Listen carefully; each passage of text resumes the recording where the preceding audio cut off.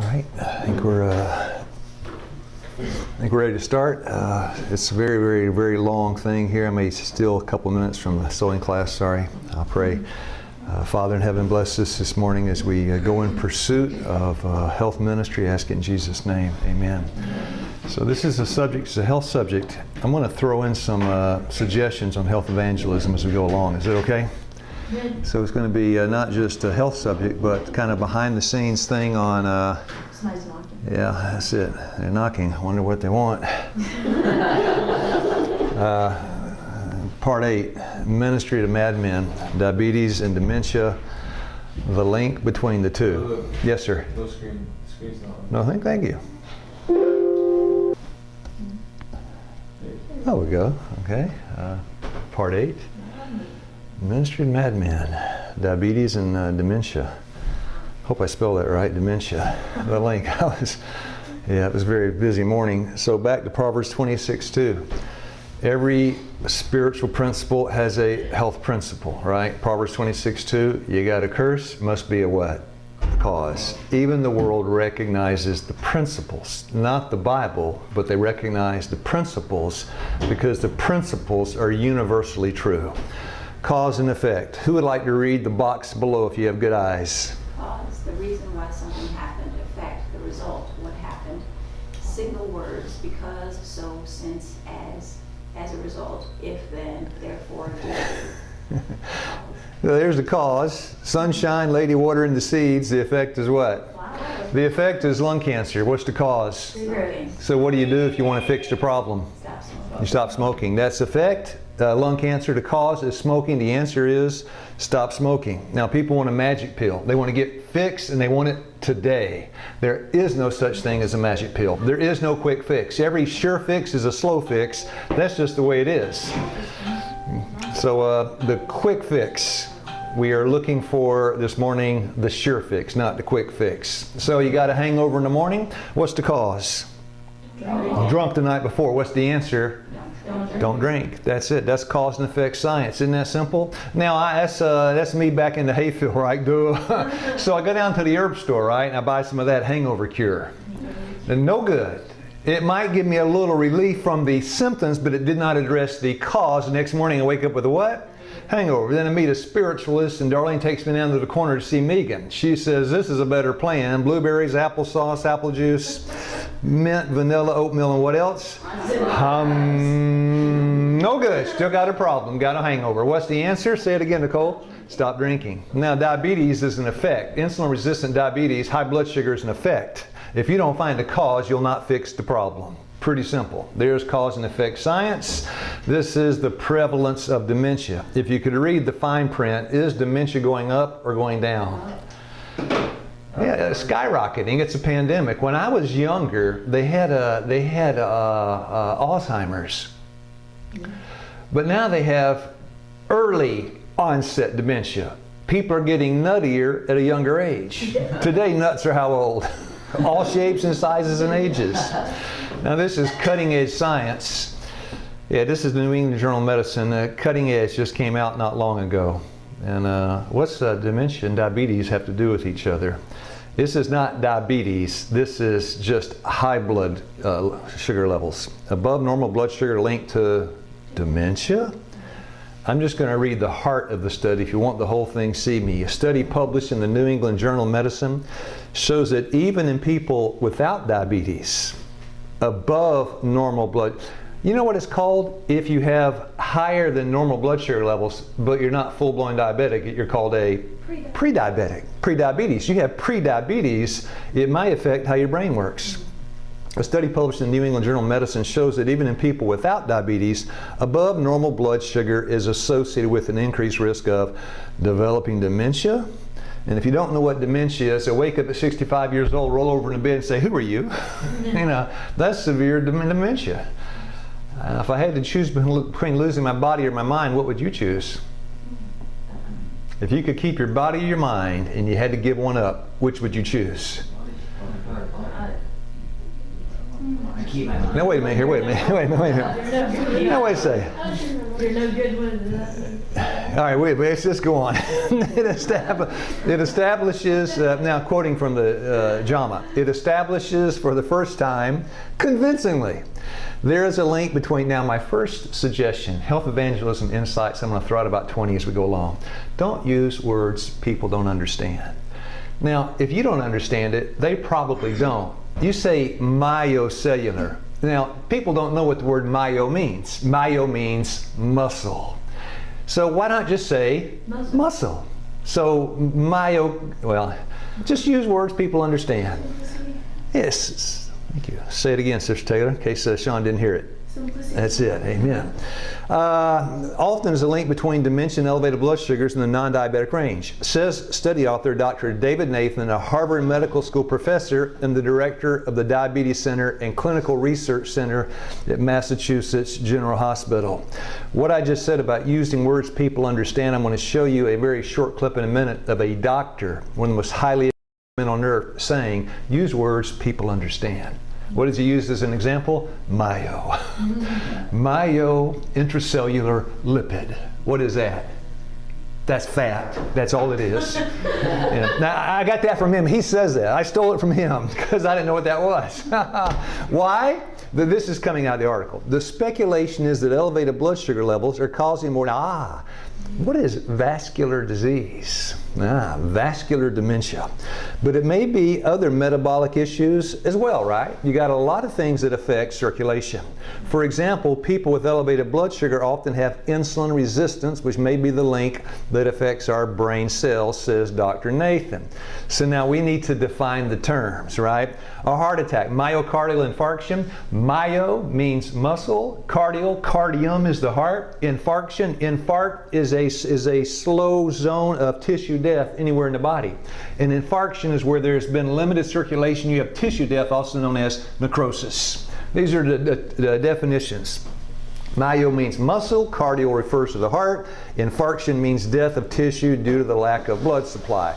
Here's a picture of it. Infarct, right? A small localized area. Second insight, always define your terms.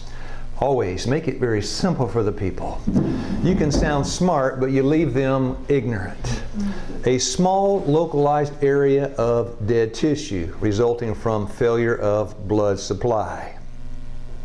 And then on the left, you got a coronary artery, coronet, right? The arteries crown the heart. They're called coronary, crowning the heart. Coronary arteries, there's a blockage in the coronary artery. You have oxygen deprivation. That means can't breathe. So the muscle does what? Croaks. It's that simple. That's myocardial. Thank you. Now vascular, blood flow to the brain. We're switching from the heart up to the brain. Dementia, well, I can't quite remember what I was going to say. I had a brain freeze, brain locked up, but I'm only 17 years old. That's a problem, isn't it true? Yeah. Now, AKA multi-infarct dementia. Progressive loss of brain function. Long-term, now read the bottom two sentences. Poor blood flow. Okay, poor blood flow. Brain, that's it. Keep going. Typically because of a series of strokes. All right, these many strokes. The most common type of stroke, another big word, ischemic. Ischemic means the narrowing down of circulation. An ischemic stroke. You're not getting sufficient blood to the brain, so you have tissue death in different parts of the brain. They say this is a vascular type of dementia. Can diabetes contribute to that vascular dementia? Well, the Journal of American Medical Association said we have found absolutely conclusive evidence that it can. Vascular dementia patient, by the way, risk factors associated with a stroke. Now, you go into vascular dementia, vascular to blood system, blood vessels. There's a whole lot of risk factors associated with it, and all of them are exactly called what? Lifestyle diseases. Now we're ready to start. Cause and effect. You have the effect, the domino effect. The last one fell because of what? The first. You got to look at the first before you can figure out why the last one fell. Cause and effect, but our subject this morning is diabetes. If you have a lot of energy, you got your highs and your lows, you go to the doctor, he gives you a simple test. It's not extremely accurate, but it's extremely simple. He takes a needle, sticks it into your finger, takes a drop of blood, puts it on a strip, plugs it in the glucometer. If it's over 125, he says you're diabetic. If it's under 100 before breakfast fasting, if it's under 100, you're normal. If it's between 100 and 125, you're pre-diabetic. Pre-diabetic range, you're susceptible to having vascular disease in your brain, not being able to think, a risk factor for a dementia. If the finger stick tells you that you're diabetic, the doctor may want a more expensive test, but a more accurate test called the A1C. The A1C test is a blood test that provides information for the last 3 months. The chemistry in your blood vessels, what's been happening there for 3 months. These are the zones for A1C. Below 5.7 normal, above 6.5, over 6.5 diabetic, and just these are the numbers. But that doesn't raise the question, how do you treat diabetes? If you have diabetes, is there something you can do? So we ask, I cut off the top not to show you what institution this came from. Who would like to read where it says there's no cure for diabetes, so treatment aims to keep your blood glucose levels as normal as possible and to control your symptoms to prevent health problems developing later in life. How do they control your symptoms? Pills. With pills. Because there's no, if you're diabetic, it's a death sentence. We can maintain you with a pill, but you're still going to die. That's ridiculous. That's ridiculous. I'm not going to play this video, but if you haven't watched it, it's on our homepage. The lady came here with her blood sugars, 380, 270, Darnell, teaching at Harvard Hills down there with her master's degree. She said, I can't really get much help. I'm a type 1 diabetic and I'm this and I'm that and the other. And I said, ridiculous. I said, why don't you address the cause, which is your lifestyle, and see if those numbers don't fall like a rocket. And she said, you know, basically, what do I have to lose? 10 days later, I did that interview. Blood sugars almost normalized, blood pressure normalized. She lost 17 pounds. She felt like jumping over the fence. Yeah, everything changed. And that's out of her mouth, not mine. And with that came depression. She talks about her depression. And that also lifted too. So most of the time, if somebody is taking, are you injecting medication or taking oral medication? I'm taking oral medication. Metformin, right? How did you know? Because that's the number one medication that has the fewest side effects. So if you're taking oral medication, generally it's metformin. I'm not going to read any of these things. I'm just going to sum it up in a very simple sentence. Insulin, a hormone made by the beta cells in the pancreas. What does it do? It facilitates the transfer of glucose from the bloodstream where? Into the cell. That's what insulin does. Now, you want the one in the middle, right? It's easy to remember. Hypo is low, hyper is high. You don't want either one. You want the one in the middle. By the way, if you don't have an attention span, you're kind of fogged out. Might want to check out your blood sugar, right? Yeah. By the way, my great-grandmother had diabetes, my grandmother had diabetes, my mother had diabetes. Will I have diabetes?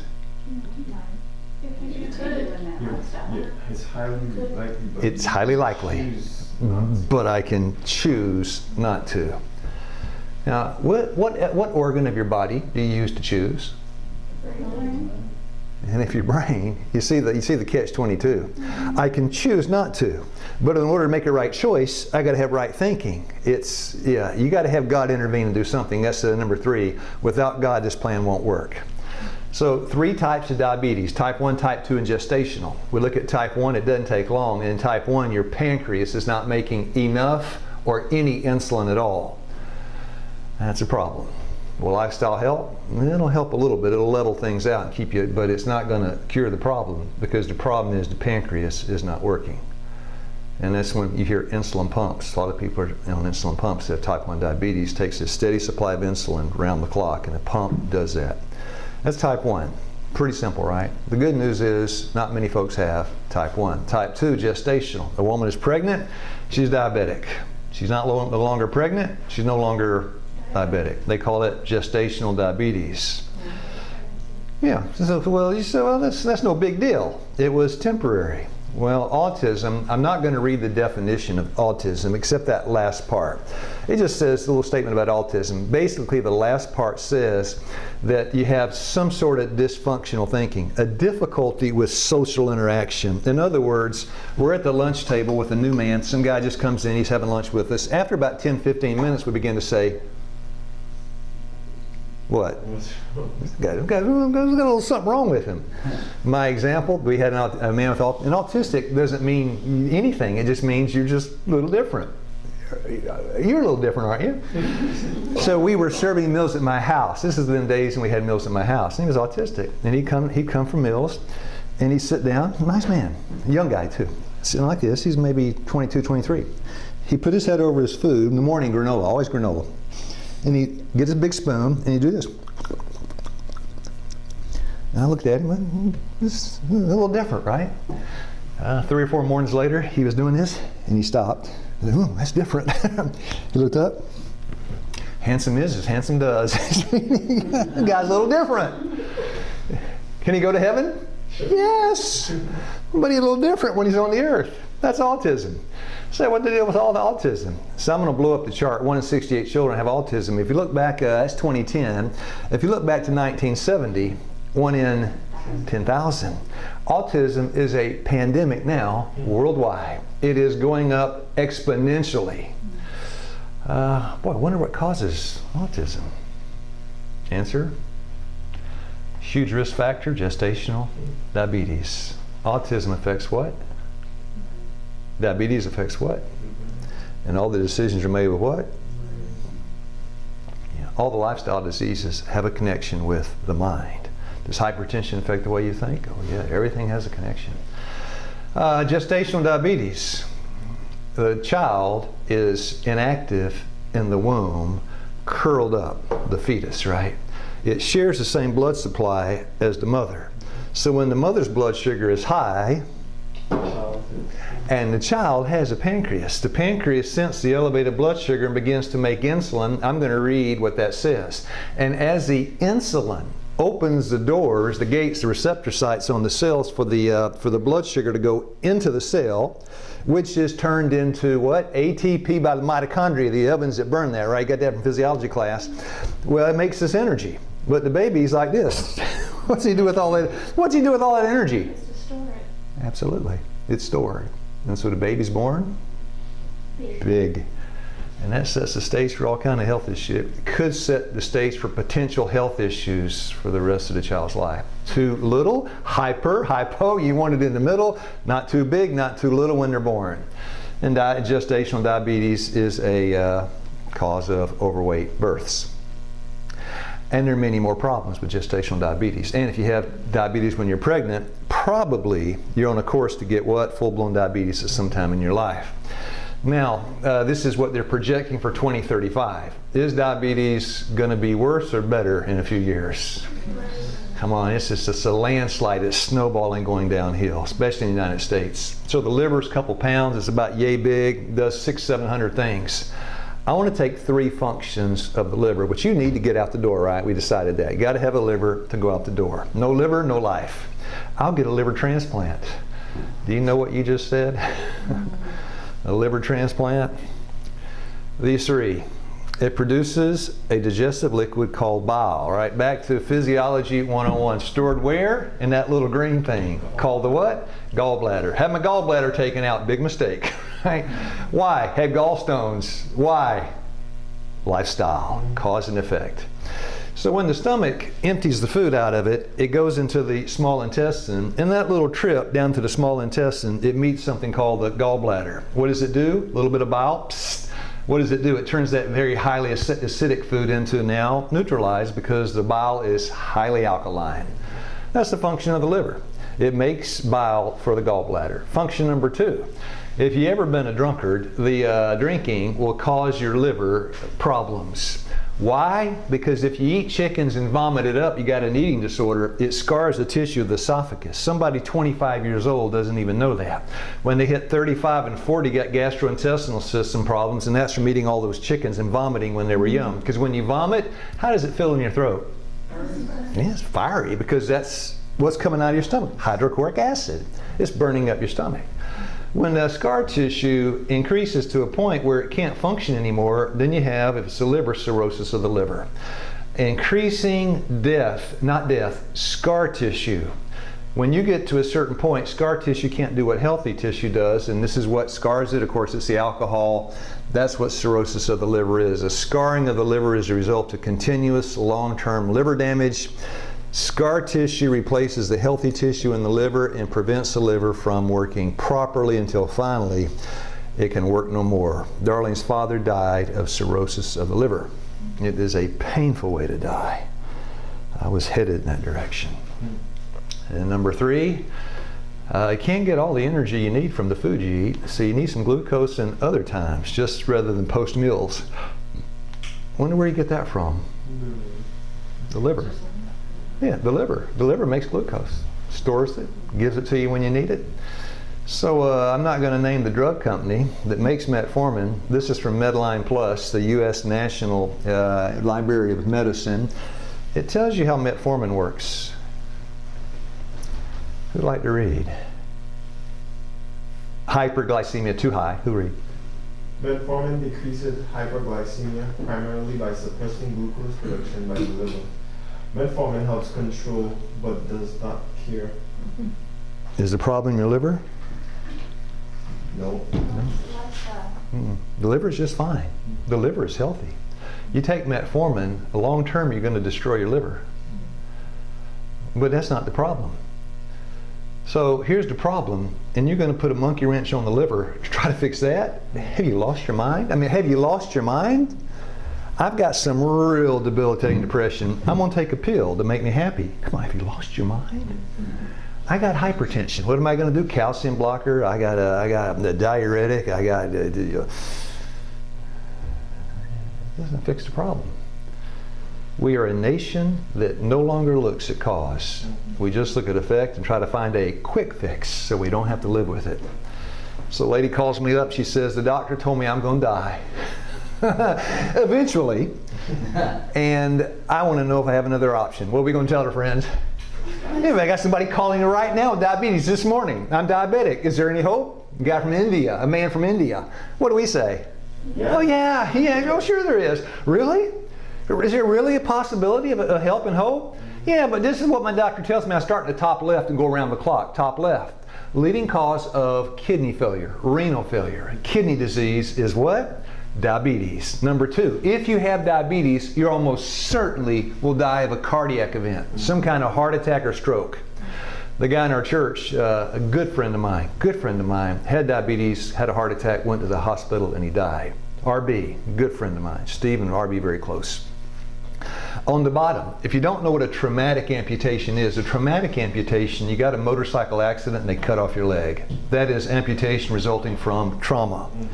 Non-traumatic is associated with a chronic disease. That is a picture of, they cut off first her toe, then her foot, and they begin to whittle up and they've gotten up to the knees. All of these pictures, all of these descriptions are people on metformin. This is taking the medication. And the bottom over there on the left, on the bottom left, people working age, that means 50s, early 60s, leading cause of going blind and being not old is diabetes. So diabetes is not a cakewalk in the park. My point this morning is not to attack commercial drug companies, but to say this. If you sell no drugs, you make no money. The more drugs you sell, the more money. So you can't trust somebody with a vested interest in making you sick with trying to help you to get well.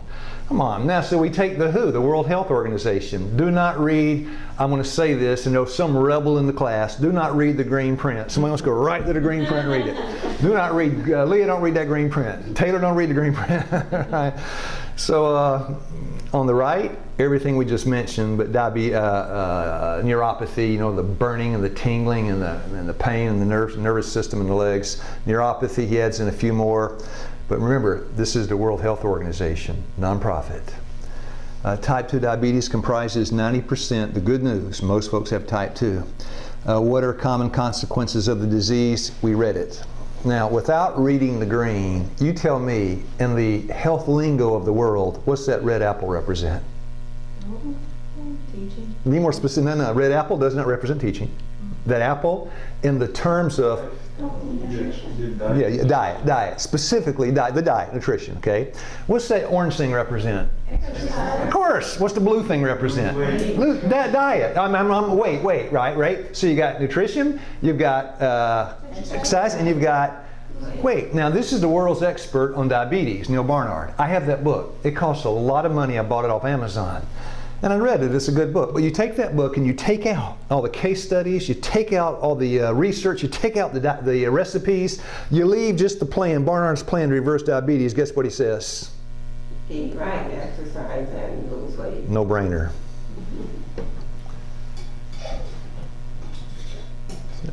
Now I want to show you one of the best things you'll ever see on diabetes.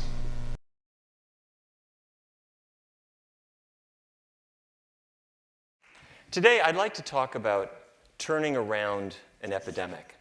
100 million Americans right now do have either diabetes or pre-diabetes, and that puts them at risk for amputations, for heart disease, for blindness, and we're exporting this epidemic overseas. Now, the word epidemic comes from Old Greek. Epi means on, demos means people. So an epidemic is something that we study with sterile statistics and maps and graphs, but the truth is it's something that impinges directly on people, on living, breathing human beings. But my story actually starts in the basement of a Minneapolis hospital. The year before I went to medical school, I was the morgue attendant, or as I like to say, the autopsy assistant. What that meant was whenever anybody died, I would bring the body out of the cooler and put the body on an examination table, and the pathologist would come into the room. And one day, a person died in the hospital of a massive heart attack, probably from eating hospital food, but that's another story. So to examine the heart, you have to remove a section of ribs. And this is not done with great delicacy. You take what looks like a garden clipper, and you go crunch, crunch, crunch through the ribs on this side, and crunch, crunch, crunch through the ribs on this side. And the pathologist pulled this big high wedge of ribs off the chest, set it on the table. And he knew that I was going to be going to medical school, so he wanted to make sure that I saw everything. He would say, Neil, look at this. These are the coronary arteries. We call them coronary because they crown the heart. And he sliced one open. He said, look inside. And so with my gloved finger, I poked around, and it wasn't a wide open artery. It had what was sort of like chewing gum inside, except that it was hard like a rock. And he said, that's your bacon and eggs, Neil. That's atherosclerosis. And we looked at the carotid arteries going to the brain, the arteries going to the legs, the arteries going to the kidneys. They all had this hardening of the arteries, this atherosclerosis. He said, we see the beginnings of this in 2/3 of people by age 23, which happened to be the exact age that I was at the time. So anyway, he writes up his findings, massive atherosclerosis, acute myocardial infarction, and he leaves the room. So I picked up the ribs and put them back in the chest, tried to make them fit right with the other ribs, and I sewed up the skin and cleaned up, and then I went out and went up to the cafeteria, where it turned out they were serving ribs for lunch. Now, let me tell you something. I knew about ribs. I grew up in Fargo, North Dakota. I come from a long line of cattle ranchers, and I remember the smell of the cows out in the field. I remember the smell of the cows in my grandpa's barn. And I remember driving a load of cattle with my uncle to East St. Louis to the National Stockyards. And I remember the National Stockyards Hotel, $2 a night, and the smell of that room. And I have to say, every day of my life, it was roast beef, baked potatoes, and corn, except for special occasions when it was roast beef, baked potatoes, and peas. And that's sort of the way we ate. But my father did not like the cattle business. So he left the family farm, and he went to medical school. And he spent his life at the Fargo Clinic treating diabetes. He became the diabetes expert for the whole region. And I have to say, my father really was frustrated because patients were given diets that they did not like. What we would say is, or what they would say is, diabetes is a condition where there's too much sugar in your blood. So don't eat anything that turns to sugar. So don't eat bread, Don't eat fruit, don't eat pasta, don't eat rice, don't eat sweet potatoes, don't eat regular potatoes, don't eat beans, don't eat carrots. All these things had to be limited, and while you're at it, cut calories. And that's what people were supposed to adhere to. That gets old by Wednesday. Patients were also given medicines, and they were given needles and instruction on how to stick their fingers and how to inject insulin. And despite all of this, diabetes never got better. It always progressed. And it then became something that we were exporting overseas. And when I got out of medical school, we had more medicines. And I think we had sharper needles. But to tell you the truth, it was the same sort of result. We had unhappy patients, and we never, ever cured this disease. It never turned around. It was always considered a progressive disease. But there were two scientific discoveries that really turned all of this around. And the first one was taking the widest possible lens. If you look around the world at those countries that have the least diabetes, like Japan, for example, they weren't following anything like the diet that we were giving to diabetic patients. They weren't saying, gee, I'm not going to eat rice, I won't eat noodles. They eat this kind of food all the time. It's front and center on their plate. And the second discovery came from looking inside the cell, especially the muscle cell. And the reason we look at muscle cells in particular is that's where glucose is going. That's where blood sugar is going. That's the fuel that powers your movement. You know about a person who's running a marathon? What are they doing in the weeks leading up for it? They're carbo-loading. So they're eating pasta and they're eating bread to try to get that glucose into the cell for energy. And that is the problem in diabetes. Because glucose is there outside the cell trying to get inside. In order to get in, it needs a key, and that key is insulin. Now, what if I get home, and I'm getting up to my front door, and I take my key out of my pocket, I put it in the front door. Wait a minute. It's not working. And there's nothing wrong with my key. But I look in the lock, and while I was gone, somebody put chewing gum in my lock. So what am I going to do? Crawl in and out the window? No. I'm going to clean out the lock. Well, when a person has diabetes, their insulin key is not working. Why would that be? Why could insulin not signal this? What's supposed to happen is the glucose is supposed to enter into the cell. And glucose is the key that makes that happen. But the reason it doesn't happen, it's not that there's chewing gum inside the cell. What there is fat. Fat, little globules of fat. Now, I have to say, doctors hate words like fat. It's got one syllable. So we want to call it intramyocellular lipid. Intra means inside. Myo means muscle. Cellular means cellular. Lipid means fat. Intramyocellular lipid is fat inside your muscle cells. And that is what interferes with insulin's ability to work like a key to signal glucose coming in. Case closed. That's it. Now, that guy made a good health evangelist. Oh, yes. Did the audience understand what he's saying? Okay, now I got to get a zip fast here. So type 2 basics, right? They call type 2 diabetes insulin-resistant diabetes because it's resisting the effort of the insulin to open the door to let the glucose in, right? Pretty simple.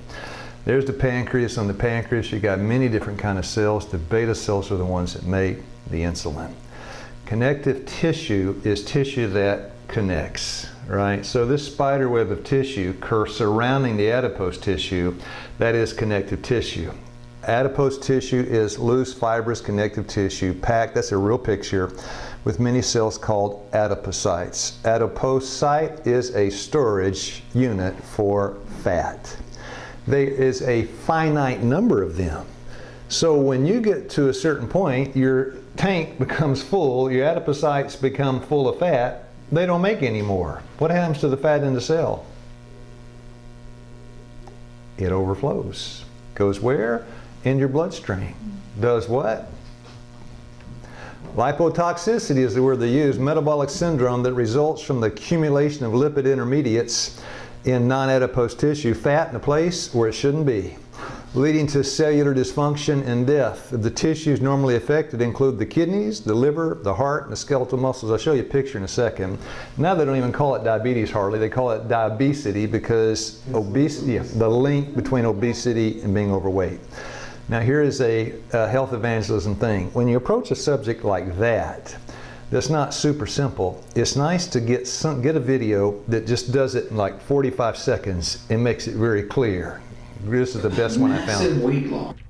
After massive weight loss, our fat cells shrink as they offload fat, but the number stays the same. Conversely, when we gain weight, our fat cells just stretch as we pack more and more fat into each individual fat cell. So when our belly button thighs gets big, we're not adding more fat cells, we're just cramming more fat into each cell. And at a certain point, our fat cells become so bloated that they spill fat back into the bloodstream. This is an illustration of the so-called spillover effect. Not only does an obese person have more fat on their bodies, but they're constantly spilling that fat into their bloodstream. So that could be the link between obesity and diabetes. Fat is spilling out from our fat cells and gets lodged in our muscle cells, leading to the insulin resistance that promotes the onset of type 2 diabetes. Or the fat can enter our bloodstream through our mouth. If you put people on a low-carb diet, fat builds up in their muscles within 2 hours, compared to a low-fat diet, and insulin sensitivity drops. And the more fat in the muscle, the lower the ability to clear sugar from the blood. It doesn't take years for this to happen. Just hours after fatty foods go into our mouths, our body has problems using insulin.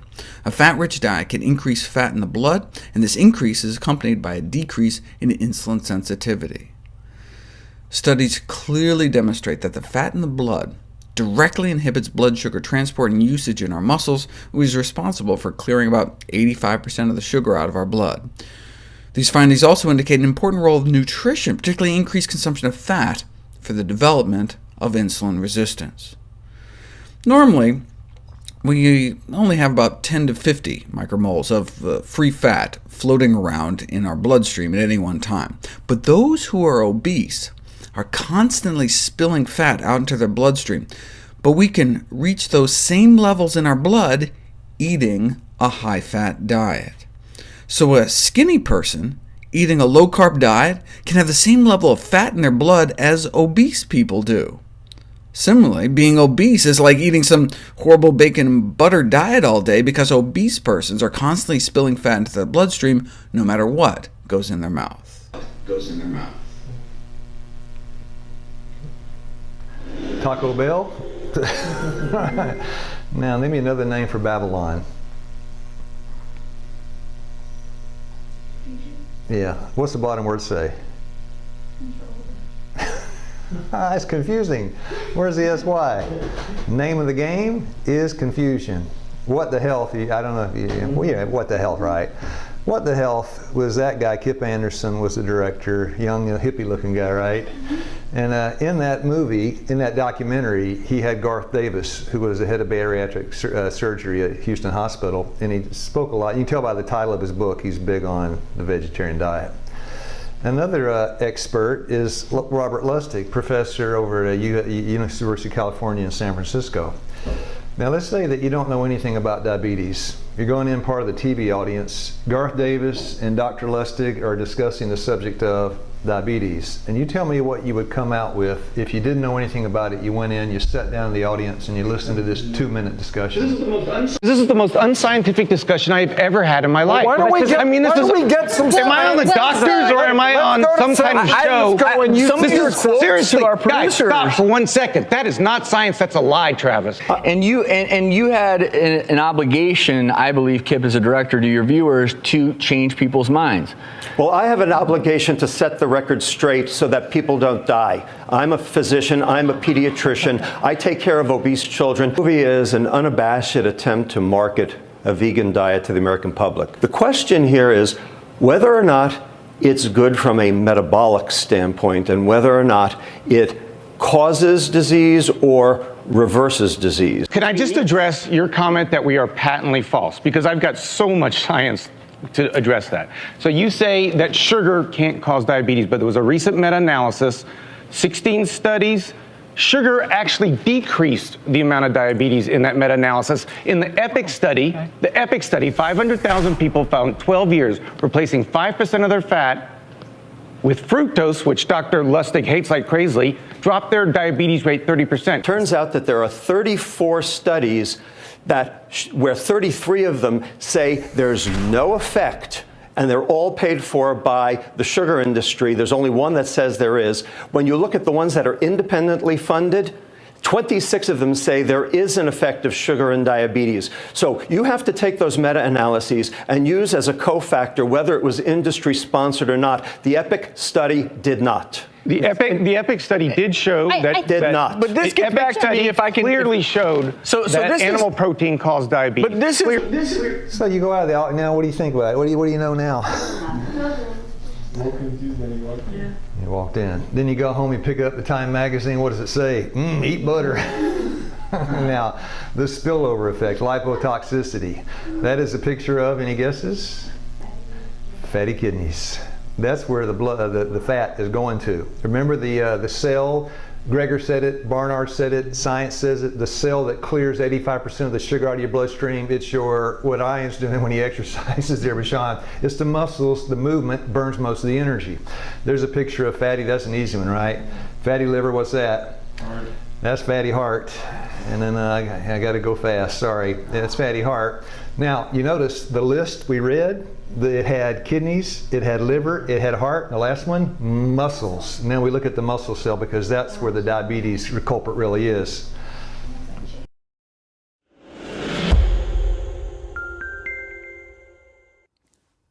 Type 2 diabetes can be prevented, arrested, and even reversed with a plant-based diet, something we've known since back in the 1930s.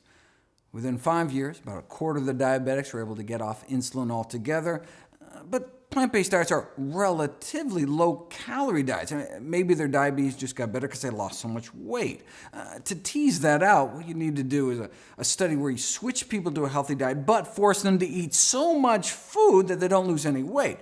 Then we can see if plant-based diets have specific benefits beyond just all the easy weight loss. Well, we'd have to wait 44 years, but here it is. Subjects were weighed every day. If they started losing weight, they were made to eat more food. In fact, so much more food that some of the participants had problems eating it all. They were like, oh, not another salad. Ugh. But they eventually adapted, so no significant weight change despite restricting meat, eggs, dairy, and junk. So with zero weight loss, did a plant-based diet still help? Overall, insulin requirements were cut about 60%, and half the diabetics were able to get off their insulin altogether, despite no change in weight. How many years did that take? No, 16 days. 16 days later. So we're talking diabetics who've had diabetes as long as 20 years, injecting 20 units of insulin a day, and then as few as 13 days later, they're off all their insulin altogether, thanks to less than 2 weeks on a plant-based diet, even with zero weight loss. Diabetes for 20 years and then off all insulin in less than 2 weeks. Diabetes for 20 years because no one had told her about a plant-based diet. It's very exciting to see what people can do with diabetes. When people have had diabetes for a long time, they imagine they're stuck with it and that it can never go away. But what we've seen is that when people get the animal products out of their diet, no meat, no dairy products, no eggs, but also keep the oils very low, what happens is the body recovers. And for many, many people, they need less medicine and less medicine and less medicine, and sometimes they get off all their medicines completely. It's a wonderful thing to see. We recently began a new study where we looked at people who had late-stage diabetes. They'd had it for a long time, to the point where it was causing nerve damage, and their feet would hurt. Their feet feel cold or tingly or pins and needles. Painful. And what we found is that the same dietary changes help them too. It can very often be improved. So it's never too late to change your diet, but also it's never too early. We encourage people, if they don't yet have diabetes, to change their diet to a plant-based diet now so they can prevent it from ever starting. Yeah, something that Ryan read this morning. Different capacities, right? We each have different capacities, different talents. The man with the lowest capacity on earth can say, eat it from the garden. Can he? Yes. Walk, go to bed, early. Come on! Any fool can be a health evangelist. Isn't that true? Yep. Now, it's true, you want to go to be a surgeon, you might need a little more in your cup. So we take down, so let's take this, make it very simple. Go ahead. I'm just thinking, like, we can really change the world. Yes, sir. And that God has given Yes, us. sir. And God will hold That's us it. accountable if you really don't go shit. That's it. Very simple, right? People are dying. I mean, you got it. I mean, we got it now. We got hold of it, right? Let's give a voice to the muscle cell before we look at it. I got to zip fast. A voice to the muscle cell. The pancreas senses a raise in glucose, right? So what it's going to do is make insulin. Insulin's going to travel to every cell, open the gate, right, with the key, the insulin receptor on the cell. The insulin puts the key in, opens the door, and then the door admits the glucose into the cell, so it can make energy. But now I give a voice to the cell. Who's there? Answer. Starts with an I. Insulin. And my friend is with me. And I run to the closet, get the shotgun. You better get out of here. I'm going to kill you. Why are you resisting the insulin? You need the energy that I have. You're leveling your double barrel at me. Have you lost your mind? And the muscle says, no, have you lost yours?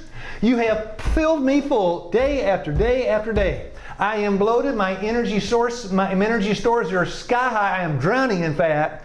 You have overfed me. Number two, I know you're going to take a nap as soon as I eat. You have underworked me. Overfed, underworked. Diet, exercise, body weight.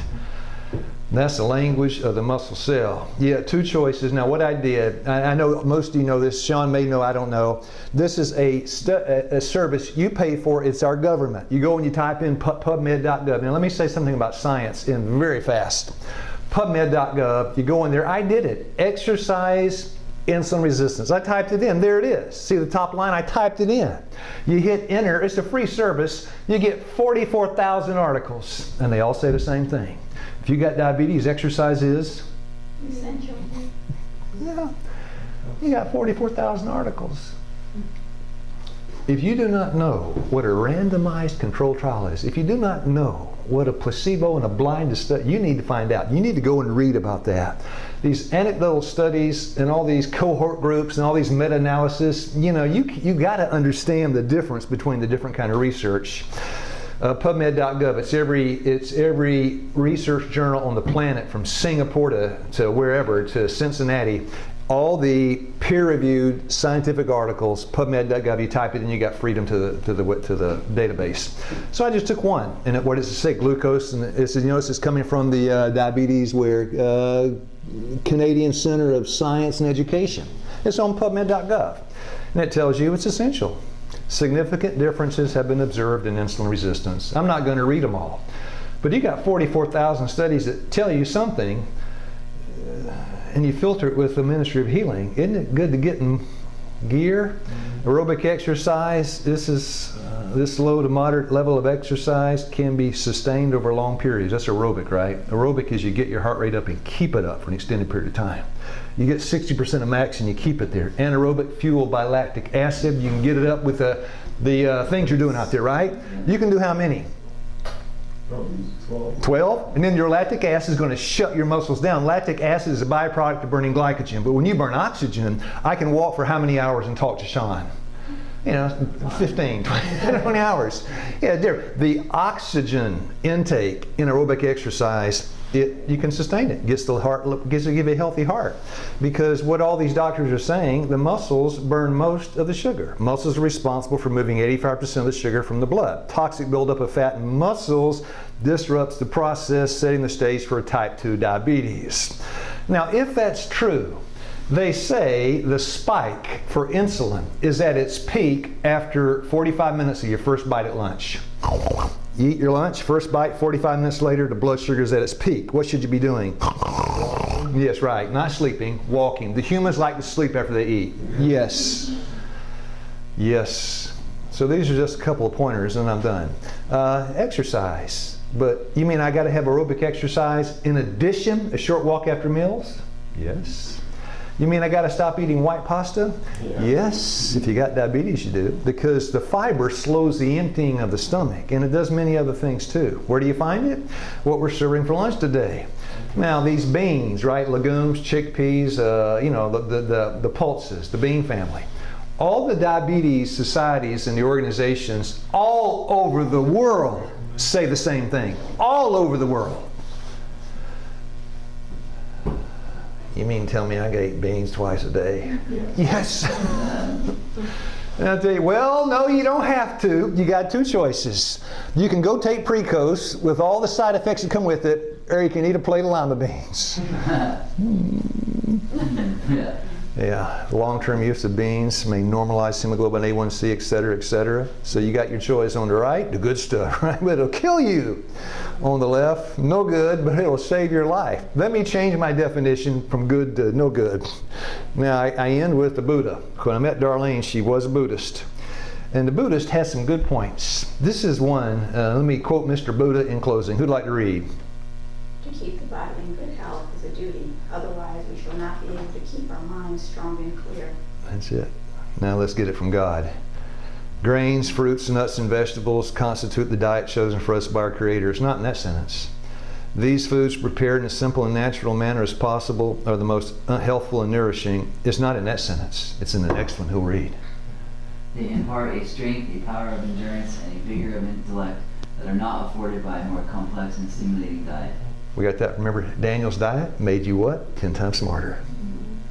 Now, in closing, we had a group from Barbados. They call themselves Bajan folks down there. There were 27, and Darlene said, we'll put you in both buildings. They know we got to stay in the same building. Okay. You have to sleep on the floor. They said, that's fine. We got to hang out together. They're from a church. And so they came and did a lecture on diabetes. And there were, I think, 3 doctors in that group. And I was scared.